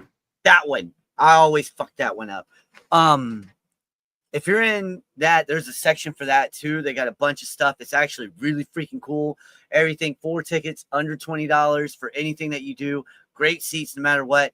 Second thing on the final word is, I know we talk a lot of crap about the IWC and how they act, all right? But the other day, and I know a lot of people here watch baseball. Baseball is one of the biggest sports in America and one of the biggest sports in the world. Marte from the Arizona Diamondbacks was heckled by a fan, all right? And this 22-year-old fan said some really effed up stuff about his mom, who passed away a few years ago in 2017. Messed with Marte very badly, all right? And I get where people are heckling me now on my post about that, saying I'm a pansy for telling this guy shouldn't be allowed at any baseball game. What you in Chicago kicked out a guy for catching a foul ball in the NLCS years ago. Ruined that dude's life. All right. No one heard from this dude ever again. And if you don't know who it is, go look up 2000s. All right. Go look up the 2000s. Steve Bartman. Steve freaking Bartman. I'm glad you said it because I was going to say his name. All right. Steve Bart. You kicked this dude out for catching a foul ball. All right. What are you going to do about this 22-year-old punk who wants to call a dead mother out and tell Marte that it's his, that his mom deserved what she got? All you people that are defending this clown are clowns. And that's just my opinion. If you got mad at Sped about that, 2 tears in the bucket. I'm sorry. Don't be a clown. All right. Don't come out dead. Don't disrespect the dead. That's not cool. You don't do that. It wasn't Starling Marte. It was Marte from Arizona. It started Kalen Cartel. It starts with a K, but he plays the infield for the Arizona Diamondbacks, and they were in Chicago. Hey, what's up, Stampede? And it was messed up, and it should never happen. Should never happen. So as much as we call out the IWC for doing what they do, I'm calling out the baseball world real fast for that bull crap. And a lot of people in the baseball world are calling that crap out too. So let's not see that type of stuff. That type of stuff, leave it at home. Go watch a game. Watch the game. Don't be there to be an a-hole, And if you're going to be an a-hole, have fun with it. Be like, go back to Kansas City, Carlos Beltran. Nuh-uh. That's big right there. Nuh-uh. That's big. That just happened. It had to have. What? Talk about an out of left field tag team. That's awesome. Yeah, that is a very Bishop Dreyer. I thought that's what he was going as his name now. Yeah, Bishop Dyer. Yeah. Why? Yeah, that we pretty much expect that. Yeah, we were expecting just for him to be a dick. Yeah. Did he take his mask off? I gotta watch that. Damn. Send me that link though, so cool. I can watch that. But yeah. Yeah, send DM both of us that link, please, Stampede. Thank you guys. Yeah. Yep. Thank you guys. Great message. Actually, Stampede and I had a conversation about this a little earlier today. It's not just the IWC. There are garbage human beings in every fan base, unfortunately.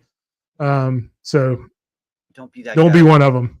Don't be again. If you're tired of the IWC, there's always room in the RIWC, the run-in wrestling community. That's what we'll leave you with tonight. Enjoy wrestling, everybody. Have a great weekend.